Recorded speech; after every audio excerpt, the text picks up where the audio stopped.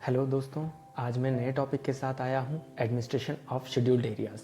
Last time जो मैंने आपको बताया था ऑटोनॉमस डिस्ट्रिक्ट काउंसिल्स, तो उसमें कुछ शेड्यूल 5 और शेड्यूल 6 का डिस्कशन हुआ था।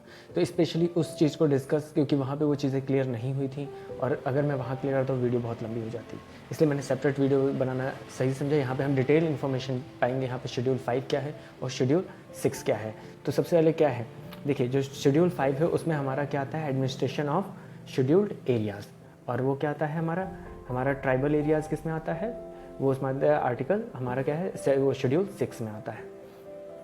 तो अब देखिए यहाँ पे शेड्यूल्ड एरियाज़ हैं क्या। अब शेड्यूल्ड एरियाज़, पहली बात ये, जैसे कि हमारा जो नॉर्मल एरिया है, नॉर्मल लोकल बॉडीज़ हैं, जैसे हमारी गवर्नमेंट के पास पावर, स्टेट गवर्नमेंट के पास पावर है, सेंट्रल गवर्नमेंट के पास पावर है, कोई भी कानून वहाँ से बना सकता है वहाँ से रिलेटेड। बट जो ये शेड्यूल्ड एरियाज़ हैं, यहाँ पे ऐसा नहीं है। यहाँ पे कुछ पावर सीमित कर दिए, इन लोग को ऑटोनॉमी दे दी गई है कुछ चीज़ को लेकर। ये खुद अपना कानून बना सकते हैं, इनकी कानून व्यवस्था थोड़ी सी डिफरेंट है other part of that state. तो इसमें सबसे पहले क्या है, इनको ट्रीटेड एज डिफरेंटली, जैसे कि मैंने बता दिया आपको। ऐसा क्यों किया गया, इसके पीछे कोई रीज़न होगा। ये बताया गया कि जो यहाँ के इनहेबिटेड है, जो यहाँ के रहने वाले लोग हैं, वो aboriginals who are socially and economically rather backward and, तो क्या है यहाँ के लोग, तो यहाँ के लोग बहुत ही सोशली भी, सामाजिक तौर पर भी और इकोनॉमिक आर्थिक तौर पे भी, दोनों तरह से क्या है, पिछड़े हुए हैं। तो इनके लिए क्या है, एक स्पेशल एफर्ट की ज़रूरत है ताकि इनको हम पुश अप कर सके, इनको सोशली भी इक्वली ला सके और इकोनॉमिकली भी इक्वली ला सके। तो इस चीज़ों के लिए क्या है, गवर्नमेंट ने रूल्स बनाए, तो इसलिए इनको शेड्यूल एरियाज़ कहा गया, जो कि किसमें है, शेड्यूल 5 में आता है। अब इसमें आगे देखिए, इसमें क्या है, द होल जितना भी है पूरा नॉर्मल एडमिनिस्ट्रेटिव मशीनरी, जिसका the whole of the normal administrative machinery है, जो इस स्टेट में वर्क कर रही होती है, वो इस एरिया तक एक्सटेंड नहीं होती। क्लियर।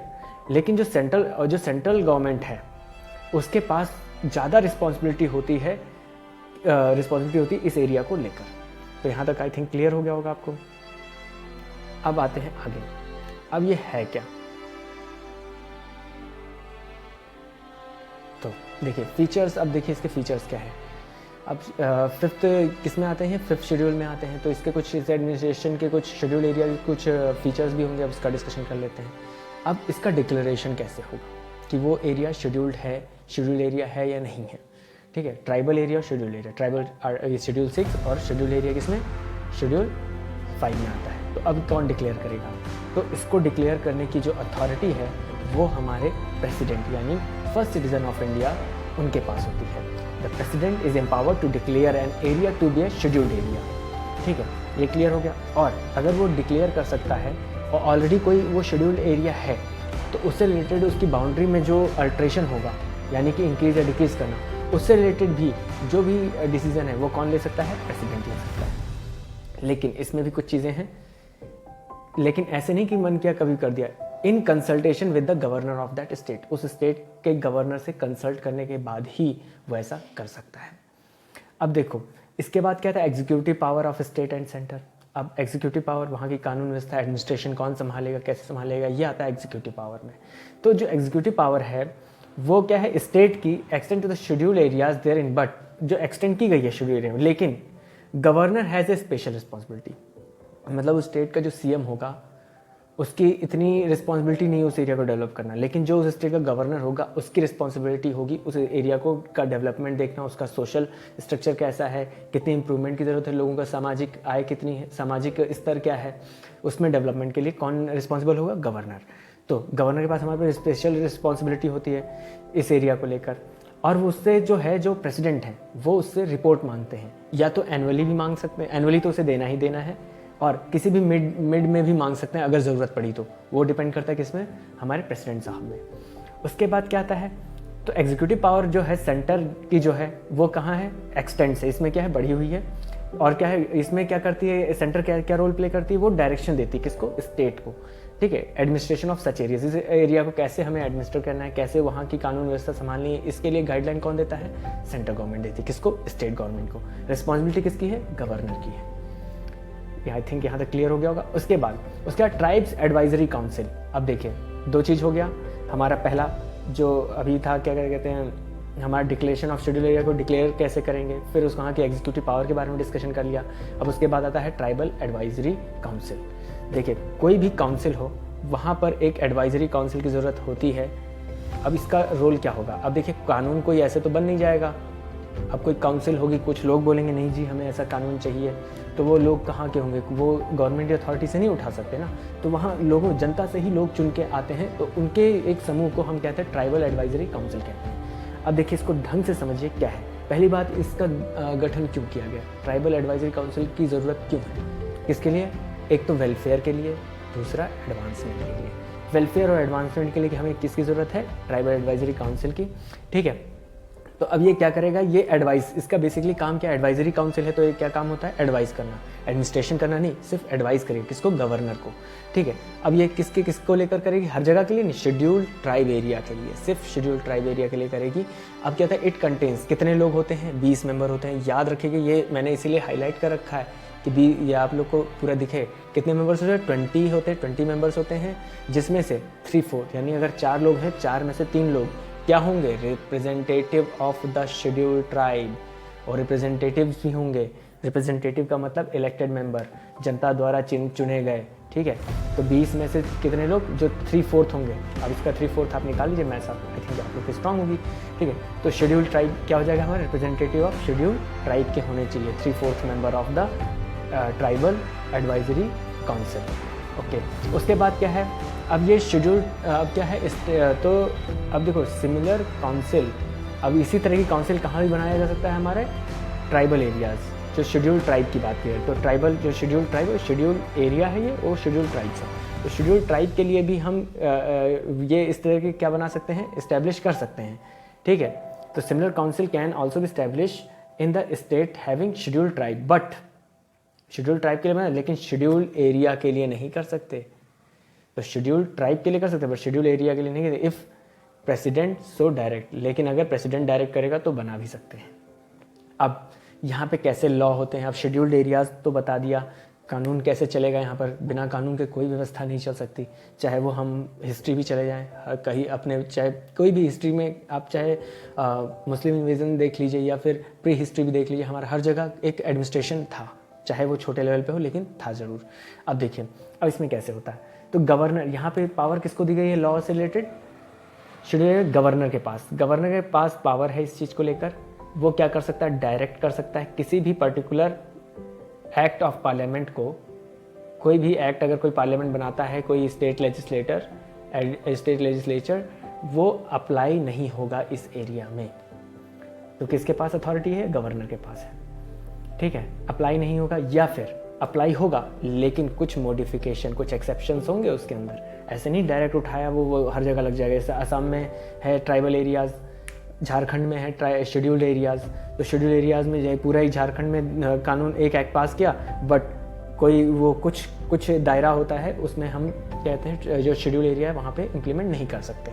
अब वो रेगुलेशन कौन बना सकता है, गवर्नर, और भी रेगुलेशन बना सकता है किस पे, पीस एंड गुड गवर्नेंस, किसके लिए। अब गवर्नर इसमें रेगुलेशन कर सकता है, रेगुलेट कर सकता है इस एक्ट को, किसके लिए, एक तो शांति बनाने के लिए और अच्छी उनको गुड गवर्नेंस देने के लिए, अच्छा उनका देख रेख करने के लिए, कहाँ के शेड्यूल एरियाज़ के। लेकिन गवर्नर ऐसे नहीं अपने आप से कोई डिसीजन ले सकता, उसके लिए उसको किससे कंसल्ट करना पड़ेगा, उसको कंसल्ट करना पड़ेगा ट्राइबल एडवाइजरी काउंसिल से, जिसका निर्माण अभी हमने जिसका ऊपर पढ़ा कैसे बनता है। 20 लोग होते हैं, 3/4 वो क्या होते हैं, representative of the tribal schedule tribe होते हैं, के रिप्रेजेंटेटिव होते हैं, 3/4 ऑफ द 20 मेंबर्स, ठीक है। तो उनसे पहले क्या करेगा, वो कंसल्ट करेगा कि जी हम ऐसा करना चाहते हैं, क्या हम कर सकते हैं इतना कि नहीं, ये चीज़ हो गया। और ये रेगुलेशन क्या करते हैं, प्रोहिबिट करते हैं या रिस्ट्रिक्ट करते हैं ट्रांसफ़र ऑफ लैंड। अब कोई भी अमेंडमेंट आ गया, मान लो जैसे होता है ना भूमि अधिक्रमण, तो गवर्नमेंट को कोई प्रोजेक्ट चलाना था, वो सीधे आई यहाँ पे एरिया में ऐसे उठाए ले लिया, हमारे यहाँ ले लिया, हम लोग कुछ नहीं कर सकते यूपी में। लेकिन इस जगह पे जाकर जैसे शेड्यूल एरिया इलाके में ऐसा नहीं कर सकती, ये पहले उनसे कंसल्ट करना पड़ेगा, उनको बताना ये प्रोजेक्ट है, हमें इतनी ज़मीन चाहिए, कहाँ लें, कैसे लें, ये उनसे कंसल्टिंग जो उनकी ट्राइबल एडवाइजरी काउंसिल है उससे कंसल्ट करना ही पड़ेगा, उसके बाद ही हम एक्वायर कर सकते हैं वो लैंड। तो ये ट्रांसफ़र ऑफ लैंड नहीं हो सकता, रिस्ट्रिक्ट करता है, ठीक है, बाई और among members of the schedule tribes. Regulate, और क्या करता है ये, रेगुलेट करता है allotment of land to members of scheduled tribes and regulate the business of money lending. किसको रेगुलेट करता है, मनी लेंडिंग के बिजनेस को भी, जो शेड्यूल्ड ट्राइब से रिलेटेड एरियाज हैं। और क्या करता है, रेगुलेशन में रिपील, और ये जो रेगुलेशन है ये हटाया जा सकता है अमेंड एनी पार्लियामेंट और द स्टेट लेजिस्लेचर। और ये जो रेगुलेशन है ये क्या हटाया जा सकता है, कोई भी स्टेट लेजिस्लेचर के पार्लियामेंट के एक्ट द्वारा, ठीक है, which is applicable to scheduled areas, but जो भी scheduled, but all regulation require assent of the president. President की पूर्व अनुमति लेना जरूरी है, उससे इसके बिना हम इसमें वो काम नहीं कर सकते। अब देखते हैं, अब देखिए कॉन्स्टिट्यूशन जो रिक्वायर करता है, जो the constitution require the president to appoint a commission. जो कॉन्स्टिट्यूशन था उसने बोला था कि क्योंकि उसमें ही पूरा प्रोविज़न था शेड्यूल्ड ट्राइब्स और शेड्यूल्ड एरियाज़ के लेकर, तो इस चीज़ को लेकर जो ऑलरेडी कॉन्स्टिट्यूशन में था तो उसमें लिखा होता कि जो प्रेसिडेंट हैं वो क्या करेंगे, एक कमीशन बनाएंगे। तो एक कमीशन बैठाएंगे किसको लेकर, इसी के लिए, जो इस पर रिपोर्ट सबमिट करेगा, administration of the scheduled areas and welfare of the scheduled tribes in the state, इसके लिए बनाएगा। तो ऐसा हुआ, लेकिन कब, करीब वहाँ से जब हम आज़ाद को 1947 में, कॉन्स्टिट्यूशन हमारा कब बना 1950 में, मतलब कॉन्स्टिट्यूशन कब अप्लाई हुआ 26 जनवरी 1950 को हमारा क्या कॉन्स्टिट्यूशन ने ले लिया था, एक्सेप्ट कर लिया था, रिपब्लिक डे जिस दिन सेलिब्रेट किया था। उसके 10 साल बाद पहला कमीशन बैठा 1960 में, जो कि हेडेड जिसको किसने हेड किया था, UN धेबर। किसने किया था, UN धेबर ने, और उन्होंने रिपोर्ट 1 साल के अंदर सबमिट कर दी, कब 1961 में। उसके बाद क्या हुआ, उसके बाद 40 साल बाद, उसके 40 साल बाद दूसरा कमीशन बैठाया गया 2002 में, और जो यहाँ पे किसके चेयरमैनशिप के अंडर में, दिलीप सिंह भूरिया कमीशन के नाम से भी बहुत फेमस है ये कमीशन। तो दिलीप सिंह भूरिया नाम की कमीशन को बैठाया गया, जिसने 2 साल बाद रिपोर्ट जमा की 2004 में। अब देखिए, अब आता है, अभी तक हमने शेड्यूल्ड एरियाज़ पढ़ा था, अब ट्राइबल एरियाज़ के बारे में पढ़ लेते हैं। लगभग सेम है बट थोड़ा सा डिफरेंस है दोनों में। अब वो चीज़ आपको क्लियर हो गई। अब इधर ट्राइबल एरियाज़ पढ़ के तो आपको एक बेसिक डिफरेंस आपको पता चल जाएगा। अब एडमिनिस्ट्रेशन ऑफ ट्राइबल एरियाज़ क्या होता है, देखिए पहली बात, ये किस शेड्यूल में आता है, हमारा 6th शेड्यूल में आता है। किस में आता है, 6th शेड्यूल। तो हमारा ये 6th शेड्यूल में आता है, और ये क्या है, एक स्पेशल प्रोविज़न रखता है, स्पेशल प्रोविज़न एडमिनिस्ट्रेशन को लेकर रखता है, कहाँ पे, ट्राइबल एरियाज़ में। और ये tribal areas through out the India सिर्फ 4 नॉर्थ ईस्टर्न स्टेट के बोले गए हैं, बाकी कहीं नहीं आते। ट्राइबल एरियाज़ क्या हैं, सिर्फ नॉर्थ ईस्टर्न 4 स्टेट हैं, जो कि क्या हैं, असम, मेघालय, त्रिपुरा, मिज़ोरम। कमेंट बॉक्स में मैं आपसे पूछना चाहूँगा, इनकी राजधानी, इनके कैपिटल्स आप कमेंट बॉक्स में ज़रूर लिखें अगर आपको पता है। तो ये क्या हुआ, areas in the 4 north eastern state of Assam, Meghalaya, Tripura and Mizoram. तो ये जो 4 स्टेट है नॉर्थ ईस्टर्न स्टेट, वहाँ के कुछ शेड्यूल ट्राइबल एरियाज़ हैं, उसको इसमें रखा गया, शेड्यूल 6 में रखा गया है। अब वहाँ का एडमिनिस्ट्रेशन कैसा होगा उसके बारे में इसमें लिखा हुआ है। तो जो tribes in Assam, Meghalaya, Tripura, Mizoram have not assimilate, अब ऐसी ज़रूरत क्यों पड़ी, ये माना गया कि जो ट्राइब्स हैं, जो यहाँ की ट्राइब्स हैं, वो क्या हैं, वो अपने आप को, अपनी लाइफ को, जो दूसरे लोग रह रहे हैं उस एरिया में, उस स्टेट में, ठीक है, हैव हिथेरटो बीन एंथ्रोपोलॉजिकल स्पेसिमेन। तो वो क्या है, वो एक्वायर, अपने आप को डेवलप नहीं कर पाए उस, या फिर उन्होंने चाहा ही नहीं कि हम इस तरह से जिएं, वो अपने कल्चर को फॉलो कर रहे हैं। तो वो एक तरह से क्या, एंथ्रोपोलॉजिकल स्पेसिमेन भी कहा जाए, एक तरह से ये क्या है, संरक्षित एरिया हो गया कि उन्होंने अपने कल्चर को बचा रखा है। तो ये क्या होता है, tribal people in other part in India have more और less adopted the culture of the majority. जो लोग, मैक्सिमम लोग जो इस कल्चर को फॉलो कर रहे हैं, उसको वो लोग नहीं मानते, उनका खुद का एक कल्चर है जिसको वो फॉलो करते हैं, जिसको आज तक उन्होंने प्रिजर्व करके रखा है, ठीक है। उसके बाद क्या हुआ, अब the tribes of Assam, Meghalaya, Tripura and Mizoram on the other hand still have the roots of their own culture. उनका खुद का एक कल्चर है, ठीक है, और कस्टम है, और सिविलाइजेशन का जीने का तरीका अलग है, उनके कल्चर्स अलग हैं, उनके रिचुअल्स अलग हैं, और उनका एक पूरा प्रोसेस ही अलग है, अलग तरीके से अपने आप को एडमिनिस्ट्रेशन करते हैं। और ये क्या हो गया, इसको ट्रीट किया है डिफरेंटली, और इस एरिया जो भी हमारा ट्राइबल एरिया है, इसको हम डिफरेंट तरीके से ट्रीट करते हैं other part of the state. मतलब एक कानून स्टेट ने बनाया, हर जगह एप्लीकेबल होगा, जैसा कि शेड्यूल एरियाज़ में भी हो रहा था, सेम मेथड यहाँ भी लगता है ट्राइबल एरियाज़ को भी लेकर। और ये क्या हो, इनको एक ऑटोनॉमी दी गई है, हालांकि शेड्यूल एरिया में आपको ऑटोनॉमी नहीं दी गई है। लेकिन ट्राइबल एरियाज़ में क्या है, ऑटोनॉमी दी गई है। ऑटोनॉमी दिया गया है किसके लिए, सेल्फ गवर्नमेंट को लेकर। ये चीज़ कहाँ मिली हमें देखने को, ये मिलती है हमें ट्राइबल एरियाज़ में। अब इसके बाद इसके फीचर्स क्या हैं, अब कैसे एडमिनिस्ट्रेशन होगा, तो 6 शेड्यूल में है, जो जैसा कि बता चुका हूँ। अब इसमें बताया गया है कि जो 4 स्टेट असम, मेघालय, त्रिपुरा और मिज़ोरम, इनकी क्या है, एक ऑटोनॉमस डिस्ट्रिक्ट हैं। ये 4 कैसे हैं, कॉन्स्टिट्यूट एज ऑटोनॉमस डिस्ट्रिक्ट, ठीक है, but they do not fall outside the executive authority of the state concern. लेकिन ये बाहर नहीं होंगे, मतलब उस स्टेट के एग्जीक्यूटिव अथॉरिटी के अंडर में ही आएंगे, बाहर नहीं आएंगे। और इसमें क्या होता है, किसके पास पावर होती है, अगेन यहाँ पर गवर्नर के पास पावर होती है। किसके पास पावर होती है, हमारे गवर्नर साहब के पास पावर होती है। क्या कर सकता है वो, ऑर्गेनाइज करता है, वही सेम चीज़ वहाँ प्रेसिडेंट करता था, वो यहाँ पे गवर्नर करता है। वहाँ प्रेसिडेंट के पास पावर थी ये चीज़ करने की, यहाँ पे किसके पास है, गवर्नर के पास है। रीऑर्गेनाइज कर सकता है ऑटोनॉमस डिस्ट्रिक्ट को, या फिर नया ऑटोनॉमस डिस्ट्रिक्ट भी बना सकता है। अब क्या हो सकता है, उनकी बाउंड्री डिफाइन कर सकता है। उसके अलावा क्या कर सकता है, अगर क्या है different tribes in the autonomous, एक ही ऑटोनॉमस डिस्ट्रिक्ट में अगर दो ट्राइब्स मिल गई तो वो दो डिफरेंट ऑटोनॉमस डिस्ट्रिक्ट फॉर्म कर सकता है, कौन, गवर्नर। और क्या हो, each autonomous district has district council, और जितने भी ऑटोनॉमस डिस्ट्रिक्ट होते हैं उनका क्या अपना एक डिस्ट्रिक्ट काउंसिल होती है, जिसमें 30 लोग होते हैं। कितने लोग होते हैं, 30 लोग, जिसमें से 4 नॉमिनेटेड होते हैं और 26 इलेक्टेड होते हैं। इलेक्टेड कैसे, एडल्ट फ्रेंचाइजी, 18 साल के ऊपर वाले लोग वोट करते हैं, उसके थ्रू जो सेलेक्ट हो जाते हैं उनको हम इलेक्टेड मेंबर्स कहते हैं। और 4 कौन होते हैं, नॉमिनेटेड होते हैं। लेकिन क्लियर यहाँ तक। उसके बाद elected members hold office for a term of 5 year. जो इलेक्टेड मेंबर हैं वो 5 साल के लिए अपना ऑफिस संभालते हैं। लेकिन जो नॉमिनेटेड मेंबर हैं वो गवर्नर के हिसाब से, मतलब गवर्नर जब चाहे उनको हटा सकता है, जब चाहे अपॉइंट कर सकता है। मतलब गवर्नर पे डिपेंड करता है उनका कार्यकाल कितना होगा।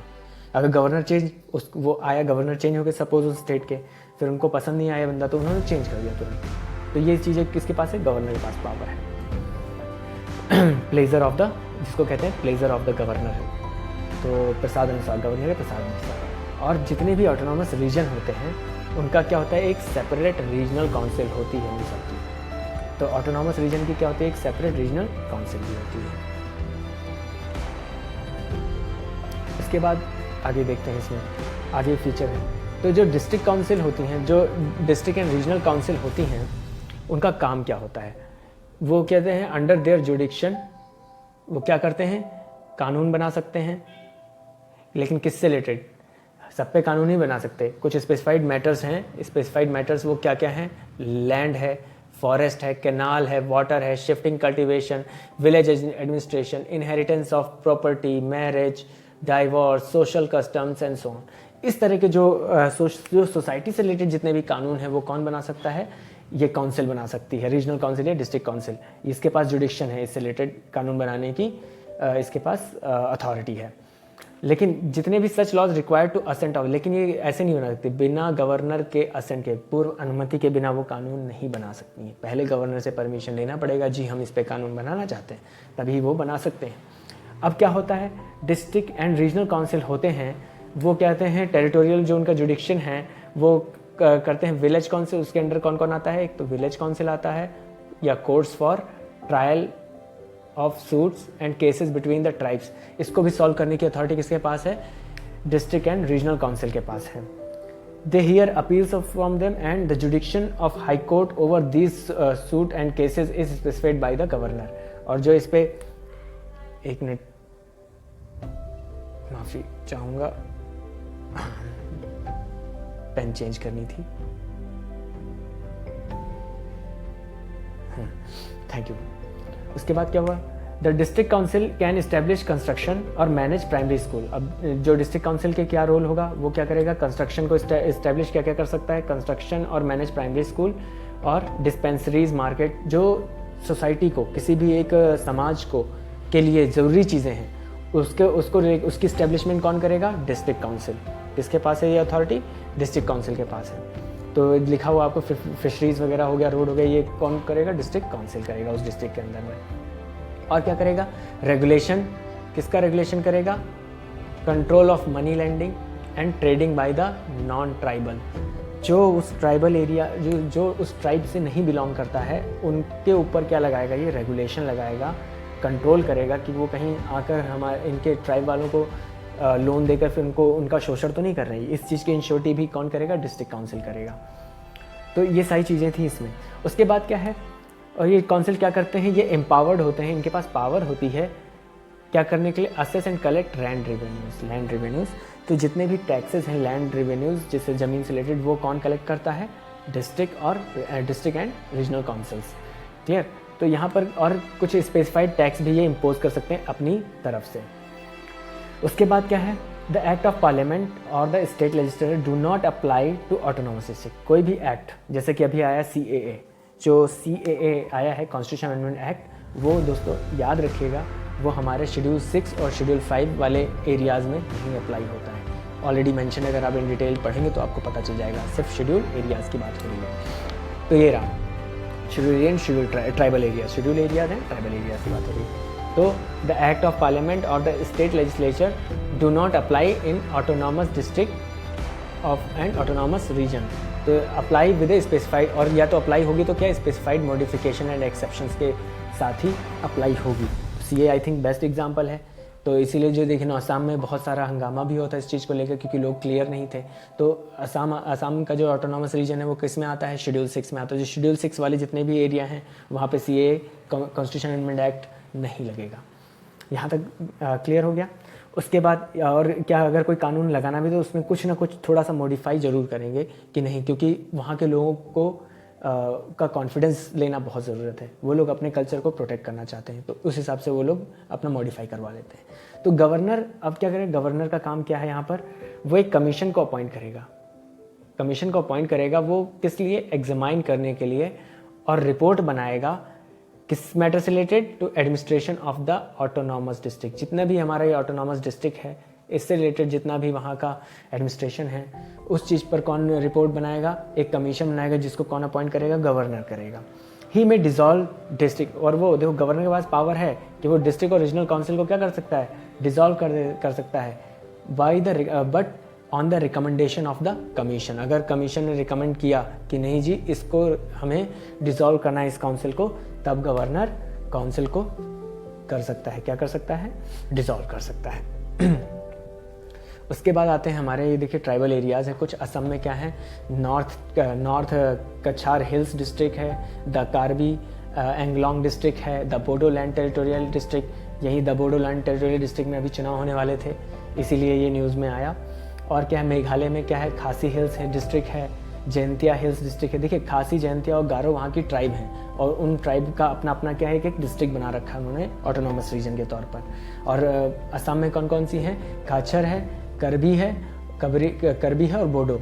ये 3 वहाँ की वो ट्राइबल एरिया, वो ट्राइबल ट्राइब्स हैं। और त्रिपुरा में क्या है? Tripura tribal areas district, Tripura में सिर्फ एक है। और उसके बाद आता है हमारा लास्ट में मिज़ोरम। मिज़ोरम में भी 3 हैं, द चकमा, द मारा और द लाई। तो चकमा, मारा, लाई कहाँ का है? मिज़ोरम की ट्राइब्स हैं। तो दोस्तों इस फ्लो चार्ट को आप चाहे वो आप स्क्रीनशॉट ले लीजिए इसका, ताकि आपको आसानी हो ये चीज़ याद करने में। तो ये रहा आज के लिए लेक्चर, इतना ही। धन्यवाद। अच्छा, आशा करता हूँ कि आपको ये सारी चीज़ें पसंद आई होंगी, और मैं और इम्प्रूवमेंट करने की कोशिश करूँगा आगे भी। धन्यवाद।